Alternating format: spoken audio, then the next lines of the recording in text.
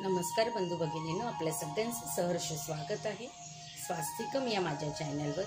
आज मी आपल्यासाठी श्री देवी भागवत पुराणातील पुढील अध्याय घेऊन आलेली आहे। मागील 2 दिवसात आपल्याला व्हिडिओ मी घेऊन येऊ शकले नाही, कारण काहीतरी टेक्निकल प्रॉब्लेम झाल्यामुळे व्हिडिओ अपलोड झाला नाही।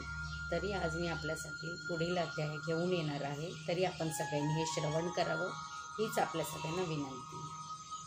ओम नमश्च चंडिकाय, ओम नमश्च चंडिकाय। नैवेद्यं समर्पयामि, नैवेद्यं समर्पयामि, नैवेद्यं समर्पयामि, नैवेद्यं समर्पयामि,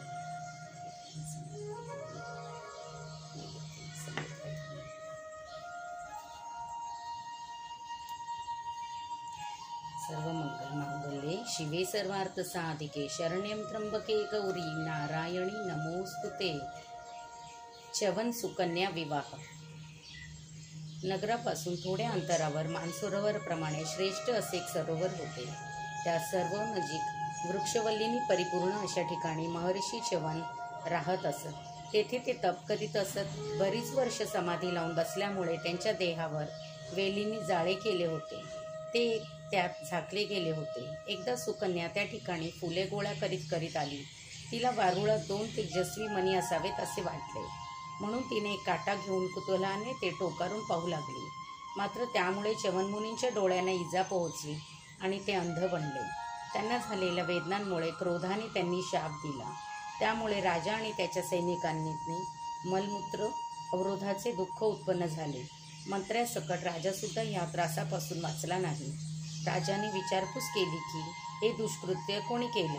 महर्षी च्यवन घोर तप करीत आहेत, ते अग्निप्रमाणे तेजस्वी झाले आहेत, त्यांना कोणीतरी नक्कीच त्रास दिला आहे। जाणता अजाणता कसे का असेना कर्माचे फळ भोगावेच लागते। आपल्या वडिलांना असे अतिशय काळजीत पाहून सुकन्येने घडलेली हकीकत राजाला सांगितली। तेव्हा राजा त्या दुःखी अवस्थेतील च्यवनमुनींकडे गेला। नम्रपणे त्याने आपल्या कन्येकडून खेळता खेळता झालेली चूक कबूल केली आणि क्षमा मागितली। तेव्हा मुनी म्हणाले, मी स्वभावातच शांत आहे, पण अशा या वृद्ध अवस्थेत मी आंधळा बनलो आहे।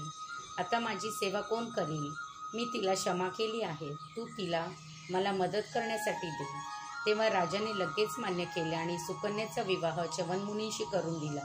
महर्षी च्यवन सुकन्येच्या प्राप्तीमुळे प्रसन्न झाले। राजाने जो हुंडा देऊ केला होता तोही त्यांनी घेतला नाही। आपले सर्व दागिने व वस्त्रांचा त्याग करून राजकुमारीने मुनिपत्नीचा वेश धारण केला। त्या वेशात आपल्या कन्येला पाहून राजाला खूप वाईट वाटले। नंतर आपल्या कन्येची अनुमती घेऊन आपल्या परिवारासह त्या मंत्र्यासह तो परतला। राजा नगरीला परतल्यानंतर सुकन्या आपल्या पतीसमवेत मग्न झाली। श्रीदेवी पर्णमस्तु शुभं भवतु शुभं भवतु शुभं भवतु। ओम नमश्च चंडिकाय, ओम नमश्च चंडिकाय।